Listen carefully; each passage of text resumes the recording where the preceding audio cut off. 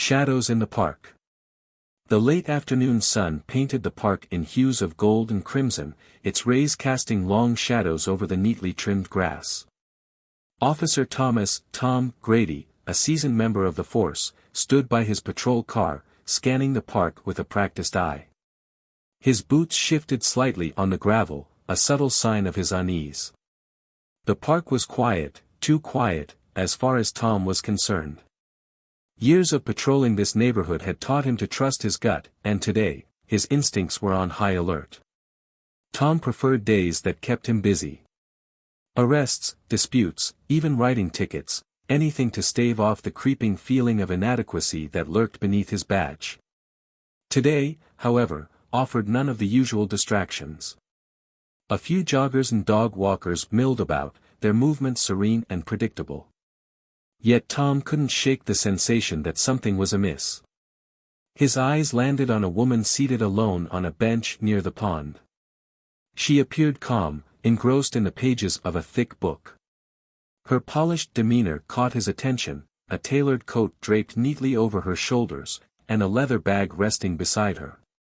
She seemed out of place in this part of town, where residents often dressed for practicality rather than style. Tom adjusted his belt and started toward her, his steps deliberately casual. The closer he got, the more her composed air unsettled him. He was used to people flinching when approached by a uniformed officer, especially in neighborhoods like this one. But this woman didn't even glance up, her focus remaining steadfastly on her book. "Excuse me, ma'am," Tom said, his voice firm but measured. He was careful not to sound confrontational. "Can I ask what you're doing here?" The woman finally looked up, her gaze meeting his. Her eyes were sharp, assessing, but her face betrayed no emotion. She closed her book slowly, placing it on her lap as though she had all the time in the world. "I'm enjoying my afternoon," she replied simply, her voice calm and smooth, carrying just a trace of amusement. Tom shifted uncomfortably. Something about her composure put him on edge. Most people in this part of town wouldn't be so self-assured in the presence of an officer. It wasn't fear he was looking for, exactly, but her lack of reaction unsettled him. It felt unnatural. "This park is usually empty around this time," he said, his tone edging toward suspicion. "Are you sure you're not waiting for someone?" "No, officer," she replied, her gaze unwavering. "Just enjoying the peace and quiet." Her answer was straightforward, but it did nothing to quell the unease gnawing at Tom. He stood over her, the angle of his posture unintentionally intimidating. The woman didn't flinch. "Can I see some ID?" he asked, his hand resting lightly on his utility belt. "Am I being detained?" she asked in return, her voice remaining calm but with a subtle, sharp edge. The question wasn't combative, but it was a clear challenge. Tom hesitated. She hadn't done anything wrong, at least not visibly. But something about her, her presence, her confidence, seemed to demand further scrutiny. His instincts, the very thing he prided himself on, told him not to let this go. "It's just a routine check," he said, forcing a tight smile that didn't reach his eyes. "You don't look like you're from around here." The woman sighed, the motion deliberate and unhurried, as if she had seen this scene play out 100 times before. Reaching into her bag, she retrieved a slim wallet and handed over an ID. Tom examined it, his eyes landing on the bold print, Special Agent Maya Brooks, Federal Bureau of Investigation.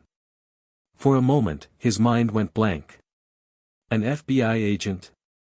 Here. It didn't compute. His eyes darted between the ID and the woman, who was now watching him with a faint, knowing smile. The air around them seemed to thicken as Tom's grip on the ID tightened. This couldn't be right. She didn't look like what he imagined an FBI agent to be, polished, yes, but not intimidating. His gut twisted, not with fear but with something darker, pride. Letting this go now would make him look weak, especially with the faint hum of murmurs from a few curious onlookers nearby. "You'll need to come with me," Tom said abruptly, his voice harder now. We need to verify this ID at the station. Maya's expression shifted slightly, her eyes narrowing.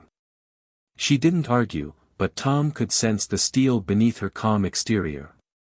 As she rose to her feet, her movements deliberate, the gathered joggers and dog walkers began to watch more intently, their curiosity growing. Tom pulled out his handcuffs, his hands trembling slightly as he clasped them around her wrists. The metal cuffs bit into her skin, but she remained silent. Shadows in the park. The late afternoon sun painted the park in hues of gold and crimson, its rays casting long shadows over the neatly trimmed grass. Officer Tom Grady, a seasoned member of the force, stood by his patrol car, scanning the park with a practiced eye. His boots shifted slightly on the gravel, a subtle sign of his unease. The park was quiet, too quiet, as far as Tom was concerned. Years of patrolling this neighborhood had taught him to trust his gut, and today, his instincts were on high alert. Tom preferred days that kept him busy. Arrests, disputes, even writing tickets, anything to stave off the creeping feeling of inadequacy that lurked beneath his badge. Today, however, offered none of the usual distractions. A few joggers and dog walkers milled about, their movements serene and predictable. Yet Tom couldn't shake the sensation that something was amiss. His eyes landed on a woman seated alone on a bench near the pond. She appeared calm, engrossed in the pages of a thick book.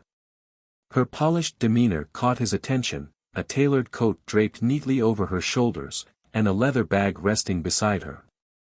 She seemed out of place in this part of town, where residents often dressed for practicality rather than style. Tom adjusted his belt and started toward her, his steps deliberately casual.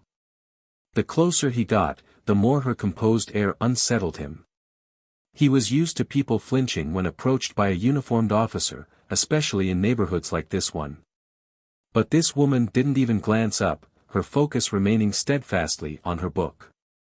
"Excuse me, ma'am," Tom said, his voice firm but measured. He was careful not to sound confrontational. "Can I ask what you're doing here?"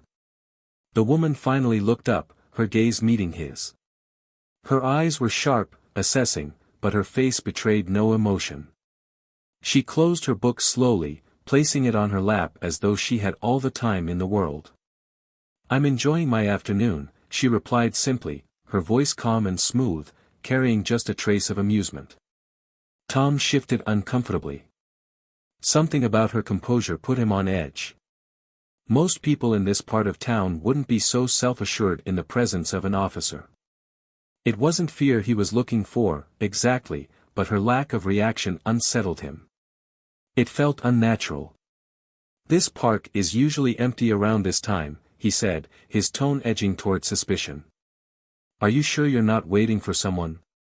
"No, officer," she replied, her gaze unwavering. "Just enjoying the peace and quiet." Her answer was straightforward, but it did nothing to quell the unease gnawing at Tom. He stood over her, the angle of his posture unintentionally intimidating. The woman didn't flinch. "Can I see some ID?" he asked, his hand resting lightly on his utility belt. "Am I being detained?" she asked in return, her voice remaining calm but with a subtle, sharp edge. The question wasn't combative, but it was a clear challenge.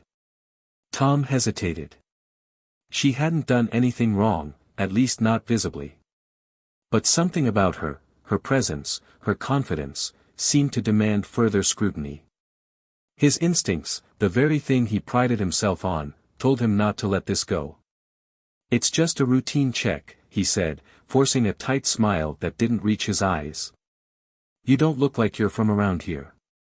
The woman sighed, the motion deliberate and unhurried, as if she had seen this scene play out 100 times before. Reaching into her bag, she retrieved a slim wallet and handed over an ID. Tom examined it, his eyes landing on the bold print, Special Agent Maya Brooks, Federal Bureau of Investigation. For a moment, his mind went blank. An FBI agent? Here. It didn't compute. His eyes darted between the ID and the woman, who was now watching him with a faint, knowing smile. The air around them seemed to thicken as Tom's grip on the ID tightened. This couldn't be right. She didn't look like what he imagined an FBI agent to be: polished, yes, but not intimidating. His gut twisted, not with fear but with something darker: pride. Letting this go now would make him look weak, especially with the faint hum of murmurs from a few curious onlookers nearby. "You'll need to come with me," Tom said abruptly, his voice harder now. "We need to verify this ID at the station." Maya's expression shifted slightly, her eyes narrowing. She didn't argue, but Tom could sense the steel beneath her calm exterior. As she rose to her feet, her movements deliberate, the gathered joggers and dog walkers began to watch more intently, their curiosity growing. Tom pulled out his handcuffs, his hands trembling slightly as he clasped them around her wrists. The metal cuffs bit into her skin, but she remained silent. Maya, standing silently beside them, finally spoke. Her voice was calm but carried an undeniable authority. "Officer Jenkins, I'm Special Agent Maya Brooks with the FBI. I've already provided Officer Grady with my credentials." Her words hung in the air like a thunderclap. Jenkins' eyes widened briefly before he turned to Tom, his expression hardening. "Grady, tell me you didn't." "She could have faked it," Tom interrupted defensively. "I needed to verify." "You arrested an FBI agent without confirming her credentials?" Jenkins' voice rose slightly, drawing the attention of nearby officers. The low hum of the station grew quieter as more heads turned toward the unfolding scene.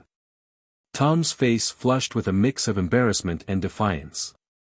He could feel the weight of their stares, the unspoken judgment filling the room.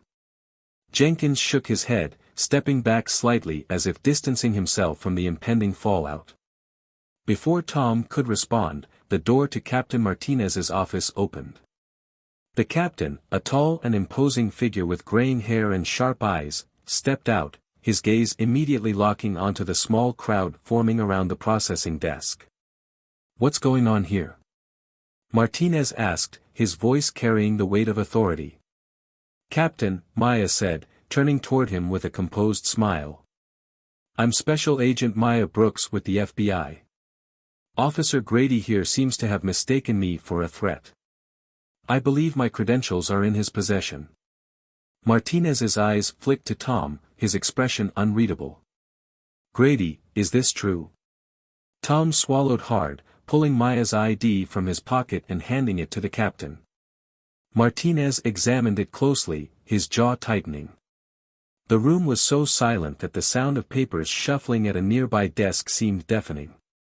After a moment, Martinez looked up, his gaze hard and unyielding. "Agent Brooks, I deeply apologize for this misunderstanding. I assure you it will be addressed immediately." Maya nodded, her calm demeanor unshaken. "Thank you, Captain. I understand these things happen. However, I do hope this situation serves as a learning experience, for everyone involved." Her words were polite, but the undercurrent of her statement was clear. This wasn't just about her wrongful arrest, it was about the systemic issues that had led to it. "Jenkins," Martinez said, turning to the older officer, "escort Agent Brooks to my office. We'll sort this out privately." Jenkins nodded, gesturing for Maya to follow him.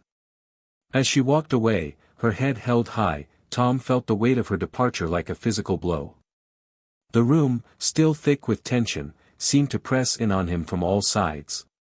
"Grady," Martinez said, his voice low and firm. "My office. Now." Tom followed the captain into his office, his stomach churning with a mix of dread and resentment. As the door closed behind them, Martinez rounded on him, his face a mask of controlled anger. "What the hell were you thinking?" Martinez demanded, his voice cutting through the silence. "You arrested a federal agent in broad daylight based on what? A hunch?" Tom opened his mouth to respond, but no words came out. His usual defenses, his instincts, his experience, felt hollow in the face of the captain's fury. "Do you have any idea what kind of fallout this could have?" Martinez continued, his voice rising. Not just for you, but for this entire department. I didn't know she was FBI, Tom finally managed, his voice weak. She was, out of place. Out of place. Martinez repeated, his tone dripping with disbelief. Do you even hear yourself? You profiled her, Grady. Plain and simple. The words hit Tom like a slap. He wanted to argue, to defend himself, but deep down, he knew the captain was right. He had let his biases guide his actions, and now he was facing the consequences. This isn't just about you, Martinez said, his voice calmer now but no less stern. This is about what this department stands for. We're supposed to protect and serve, not humiliate and harass. You've embarrassed us, Grady, and yourself. Tom sat in silence, his head bowed. The weight of his actions pressed down on him, each word from the captain adding to the crushing burden. Go home, Martinez said finally, his tone dismissive. We'll deal with this tomorrow. Tom stood slowly, his legs feeling like lead. As he walked out of the office, the eyes of his fellow officers followed him, their gazes heavy with judgment. He didn't meet any of them, his focus fixed on the ground. For the first time in his career, Tom Grady felt like a man unmoored, adrift in the consequences of his own actions. The badge on his chest, once a symbol of pride and purpose, now felt like a weight he wasn't sure he could carry. Ripples of consequence. The next morning dawned gray and heavy, mirroring the mood that settled over Officer Tom Grady as he parked his car outside the precinct. The usual hum of anticipation he felt before starting his shift was absent, replaced by a gnawing dread. His captain's words from the night before echoed in his mind, sharp and cutting, "You've embarrassed yourself, and this department." He stepped out of his car and walked toward the station's entrance, his uniform feeling heavier than usual. Inside, the precinct was alive with the usual clatter of phones, conversations, and hurried footsteps, but something had shifted. Conversations grew hushed as he passed, and sidelong glances followed him to his desk. His colleagues' scrutiny was palpable, their judgment thick in the air. At his desk, Tom tried to immerse himself in the routine, paperwork, reports, anything to occupy his mind. But every few minutes, his focus drifted back to the events of the previous day.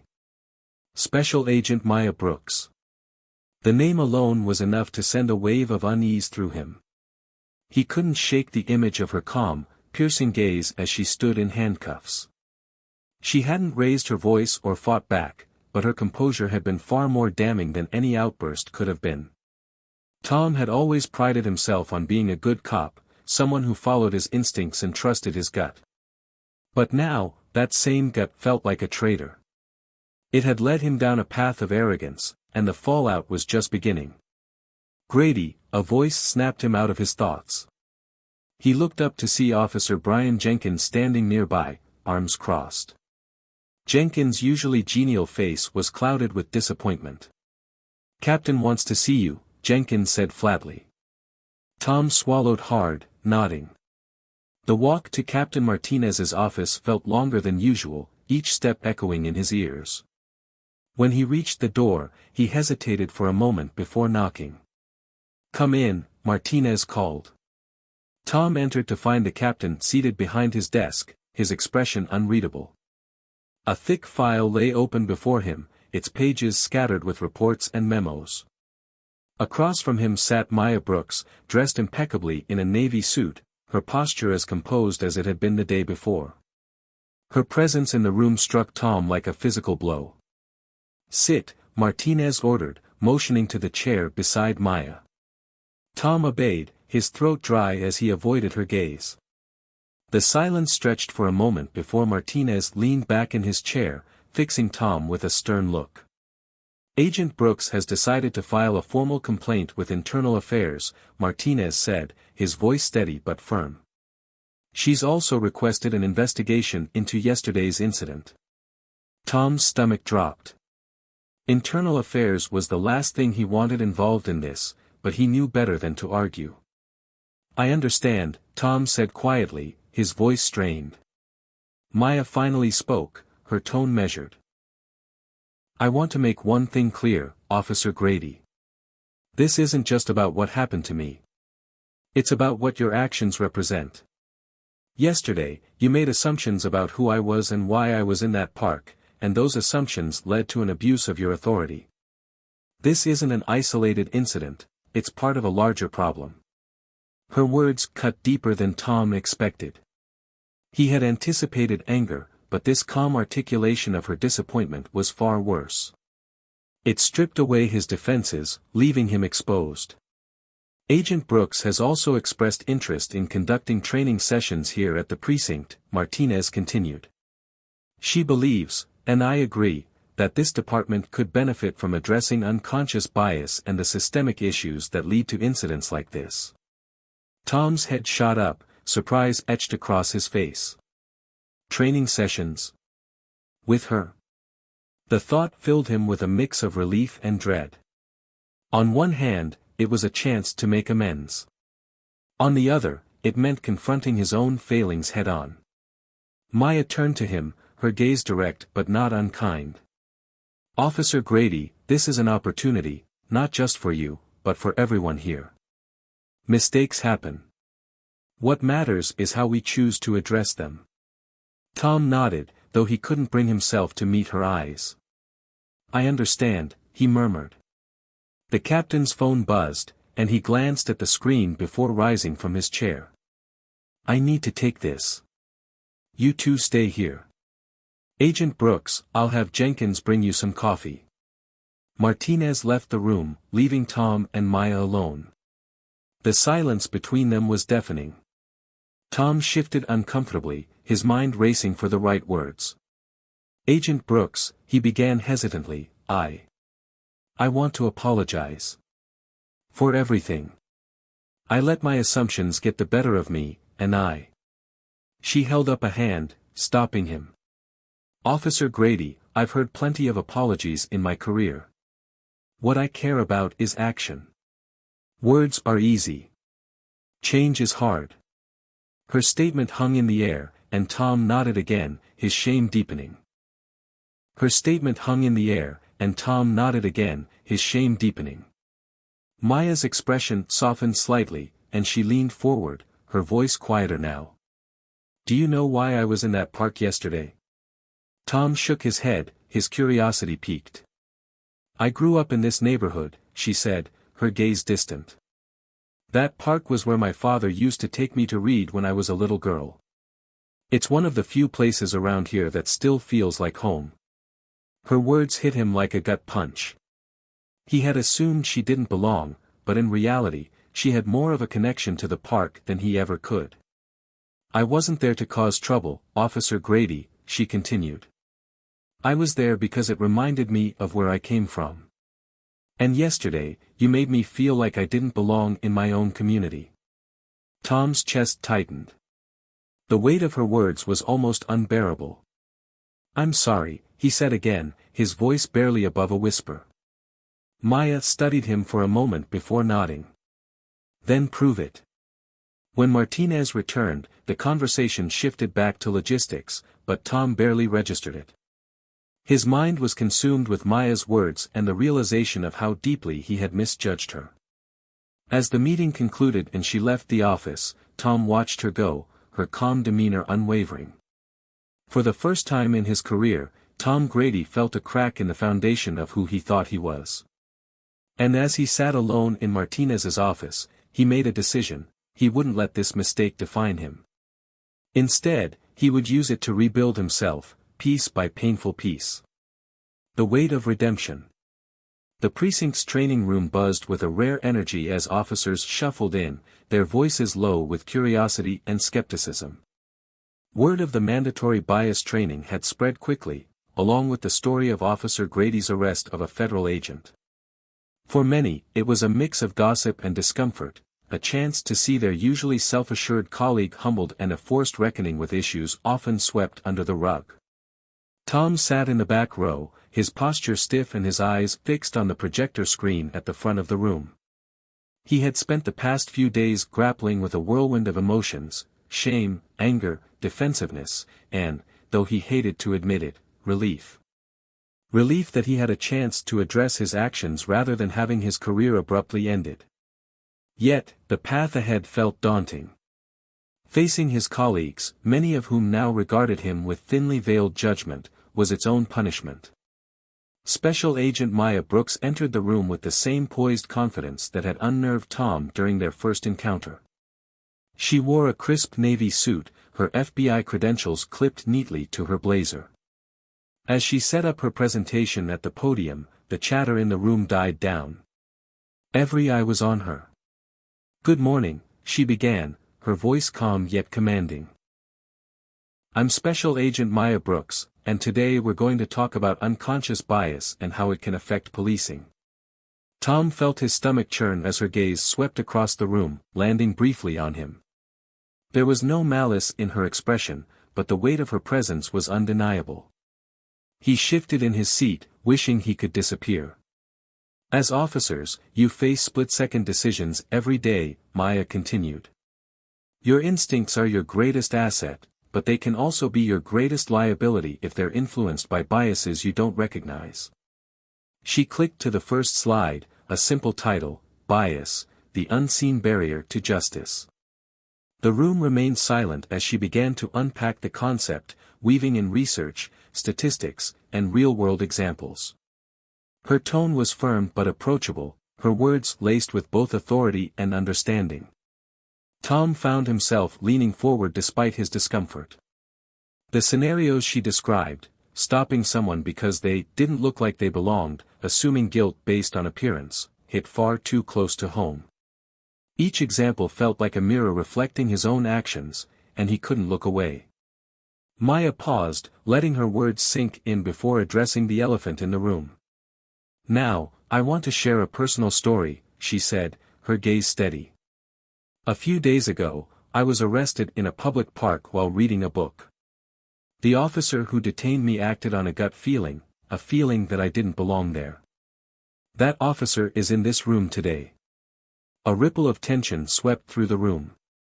Tom's cheeks burned as several heads turned in his direction. He resisted the urge to sink lower in his seat, forcing himself to meet her gaze.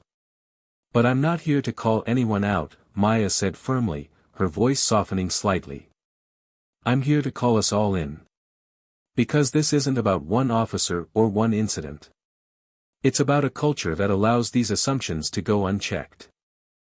Her words hung in the air, heavy and unyielding. Tom felt his pulse quicken, the weight of her statement pressing down on him. She wasn't just addressing him, she was addressing everyone in the room, and herself. Her candor was disarming, and for the first time, he felt a flicker of hope that this training might actually make a difference. As the session continued, Maya introduced interactive exercises designed to challenge their biases. In one activity, officers were shown a series of images, people of different races, ages, and clothing styles, and asked to quickly assess whether they seemed suspicious. The results were startling. Even the most seasoned officers found themselves making snap judgments that revealed hidden prejudices. Tom's results were no different. When the images flashed on the screen, he realized how often his instincts aligned with stereotypes he thought he had outgrown. The exercise left him unsettled, but it also opened his eyes to the blind spots he hadn't acknowledged. During the break, Tom lingered near the coffee station, avoiding eye contact with his colleagues. The chatter around him was subdued, the usual banter replaced with a quiet unease. He overheard snippets of conversation, officers admitting they hadn't realized the extent of their biases, others pushing back defensively. "Didn't think this would hit so close to home," one officer muttered. "Yeah," another replied. "Makes you wonder how many times we've screwed up without even realizing it." The words stung, but they also resonated. Tom had spent years believing he was a good cop, someone who followed the rules and treated people fairly.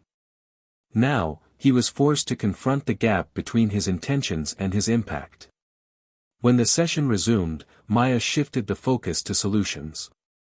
She outlined practical strategies for identifying and mitigating bias, from pausing to assess assumptions before acting to fostering open dialogue within the department. Her approach was pragmatic, offering tools rather than just criticism. As officers, you have the power to build trust, or destroy it, Maya said, her gaze sweeping the room. It starts with accountability. Not just for your actions, but for the environment you create. The final exercise was a role-playing scenario. Officers were paired up and given hypothetical situations to navigate, with Maya observing and providing feedback.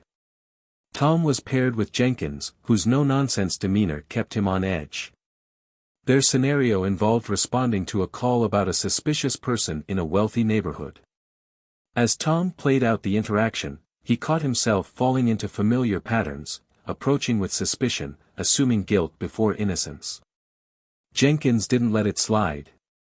"Stop," Jenkins said, breaking character. "Why'd you go in with that tone? You're already escalating the situation." Tom hesitated, unsure how to respond. "I don't know," he admitted finally. "I guess I assumed they were hiding something." "Assume less," Jenkins replied bluntly. "Ask more."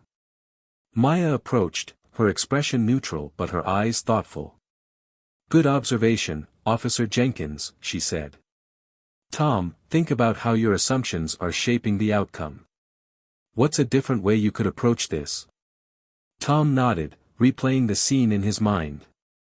He tried again, this time leading with open-ended questions rather than accusations.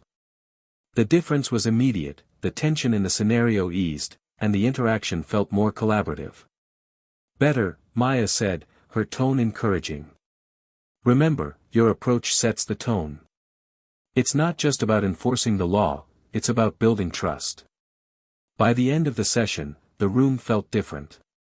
The initial skepticism had given way to a subdued but genuine reflection. Maya closed with a final reminder, this isn't a one-and-done process. Change takes time, effort, and humility. But it starts here. As the officers filed out, Tom lingered near the door, unsure if he should approach Maya. When their eyes met, she gave him a small nod, an unspoken acknowledgement that left him both relieved and determined. For the first time in his career, Tom felt like he was beginning to understand what it meant to serve, not just the law, but the people. And as he left the training room, he resolved to be the kind of officer who could earn their trust. A shift in the mirror. The precinct settled into its familiar rhythm in the days following the training session, but for Tom Grady, nothing felt the same. His routine, arrive early, patrol the neighborhood, file reports, felt mechanical, as though he were operating on autopilot. The events of the past week lingered in his mind like an open wound, impossible to ignore. Tom's colleagues treated him differently now. The usual camaraderie that had once surrounded him had been replaced with a cautious distance. He could feel their silent judgments, hear their whispers as he passed. For years, he had seen himself as a respected officer, someone others looked up to. Now, he felt exposed, his mistakes laid bare for all to see. He hadn't spoken to Maya Brooks since the training, though she had remained a presence in his thoughts. Her calm yet firm demeanor during the session had stuck with him. She hadn't berated him or sought to humiliate him, but her words had forced him to confront the parts of himself he'd rather ignore. He hated how much that affected him, how much she had gotten under his skin, not through anger but through clarity. A new patrol. Tom's shift that day began like any other. He was assigned to patrol the east side of town, an area he knew well. The neighborhood had its share of problems, occasional break-ins, petty thefts, but it was also home to a tight-knit community. Families gathered in small yards, kids played basketball in the streets, and vendors sold tamales and shaved ice from carts that jingled as they passed. As he drove, Tom's eyes scanned the sidewalks and alleys, his mind running on autopilot. But something caught his attention, a group of teenagers gathered near a playground. Their laughter and boisterous energy weren't unusual, but one of them, a young black boy in a red hoodie, looked vaguely familiar. Tom slowed the car, his instincts kicking in. Was this a potential problem? Was the boy someone he'd encountered before? The questions bubbled up unbidden, shaped by years of seeing young black men as potential threats before anything else. He parked his cruiser a block away and approached on foot, his hand brushing the edge of his belt. As he got closer, the boy turned and spotted him. Recognition flashed in his eyes, followed by something Tom didn't expect, a grin. "Officer Grady," the boy called, jogging toward him. "Remember me?" Tom froze for a moment, caught off guard. Up close, the boy's face came into focus. It was Marcus, a high school student he'd spoken to months ago during a career day presentation. Tom had visited a local school to talk about law enforcement, and Marcus had been one of the kids who had stayed after to ask questions. "Marcus, right?" Tom said, his voice hesitant. "Yeah." Marcus said, his smile wide. "Man, I didn't think you'd remember me. How's it going?" The ease of Marcus's greeting threw Tom off balance. He had approached the group expecting trouble, his biases shaping his assumptions before he'd even had a chance to think. Now, faced with Marcus's enthusiasm, he felt a pang of guilt. "I'm doing good," Tom replied, forcing a smile. "What about you? Staying out of trouble?" Marcus laughed. Yeah. Just hanging out with my friends. You know how it is." Tom nodded, glancing back at the group of teens. They were watching the exchange with a mix of curiosity and caution, their laughter muted now. Tom realized how his presence must look to them, a uniformed officer approaching their group uninvited. For all they knew, he was here to hassle them, to find an excuse to disrupt their day. He turned back to Marcus. "You thinking about that career in law enforcement we talked about?" Marcus shrugged. "Maybe. I mean, it seems cool, but I don't know. A lot of people don't trust cops around here." The honesty in Marcus's words stung, but Tom appreciated it. He wanted to argue, to explain that not all cops were bad, but he stopped himself. Instead, he said, "I get that. It's something we're working on." Marcus nodded, his expression thoughtful. "You're all right, though, Officer Grady. I remember what you said at school, that you wanted to make a difference. I believe you." The boy's words hit Tom harder than he expected. He managed a smile and said, "Thanks, Marcus. That means a lot." As the boy jogged back to his friends, Tom turned and walked back to his car, his mind racing. That brief interaction had laid bare the gap between who he thought he was and how he was perceived. It wasn't enough to want to make a difference, he had to show it, to earn the trust that people like Marcus had so little reason to give. A conversation in reflection. Later that evening, Tom found himself sitting in the precinct's break room, nursing a cup of coffee that had long since gone cold. He stared at his reflection in the dark liquid, his thoughts tangled and restless. "You look like you've seen a ghost," a voice said, pulling him from his reverie. Tom looked up to see Jenkins standing in the doorway, a mug in hand. The older officer sat down across from him, his eyes sharp but not unkind. "Rough day?" Jenkins asked. Tom hesitated, then nodded. "Yeah. Been thinking about a lot of things lately." "Let me guess," Jenkins said, leaning back in his chair. "You're replaying the training session in your head. What Maya said. What you could have done differently." Tom sighed. "Yeah. It's like I can't stop thinking about how I messed up. And it's not just about her. It's about everything. All the times I might have made someone feel like they didn't belong." Jenkins studied him for a moment before speaking. "Let me tell you something, Grady. I've been on this job a long time. Long enough to know that every cop makes mistakes. Hell, I've made more than my share. But the good ones? They learn from it. They don't just brush it off or blame someone else. They own it, and they do better." Tom nodded, the words resonating. "How do you know if you're actually doing better?" Jenkins shrugged. "You don't. Not right away. But you start by showing up. By making the effort, even when it's uncomfortable. People notice that. They might not say it, but they do. Tom sat back, his grip on his coffee mug loosening. Do you think people like Maya ever forgive us? For everything? Jenkins smiled faintly. Forgiveness isn't the point. Respect is. And respect's not something you ask for, it's something you earn. Every day. Tom nodded, the weight in his chest lightening just a fraction. He had a long way to go, but for the first time, he felt like he was moving in the right direction. Rebuilding bridges. A week after the training, the precinct had settled back into its usual rhythm, but Officer Tom Grady's life had not. The routine familiarity of his job, patrolling neighborhoods, responding to calls, filing reports, had taken on a new weight. Every decision he made now carried the shadow of his past mistake, and he was beginning to understand that it wasn't something he could simply push aside. It was something he had to live with, learn from, and ultimately use as a force for change. That morning, as Tom prepared to start his shift, an unexpected email appeared in his inbox.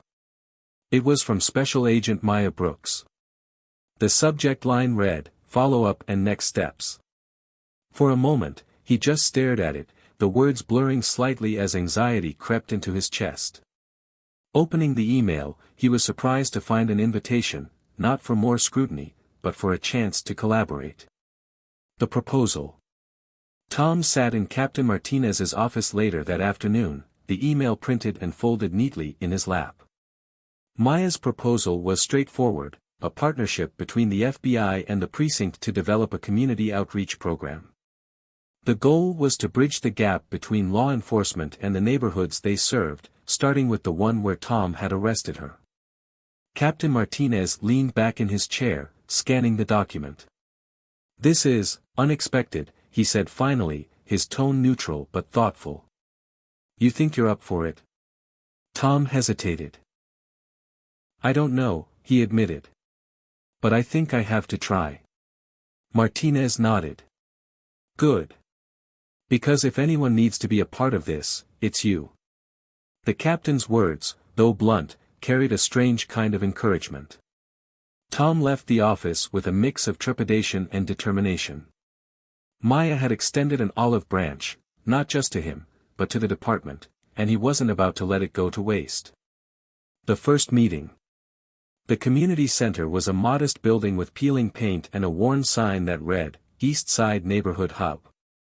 Inside, rows of folding chairs had been set up in a semicircle, with a small podium at the front. Tom arrived early, his uniform freshly pressed, and helped set up the room. He could feel the weight of every move he made, aware that this was his opportunity to start earning back the trust he had so carelessly jeopardized. Maya arrived shortly after, dressed in a smart blazer and slacks. Her presence, as always, commanded attention, but there was a warmth in her demeanor that softened the edges. She greeted Tom with a small nod, her expression professional but not cold. "You ready?" she asked. "As ready as I'll ever be," he replied, managing a small smile. As the room filled with residents, Tom felt his nerves spike. Most of the attendees were from the neighborhood where he had made the arrest. Their faces carried a mix of curiosity, skepticism, and, on some, thinly veiled anger. He recognized a few of them, including Marcus, the high school student he'd spoken to days earlier. Maya opened the meeting with a calm but authoritative tone, introducing herself and outlining the purpose of the gathering. "We're here to have an honest conversation," she said. "Not just about law enforcement, but about how we can rebuild trust and work together to create a safer, more inclusive community." The room buzzed with low murmurs, the tension palpable. Then, Maya turned to Tom, handing him the floor.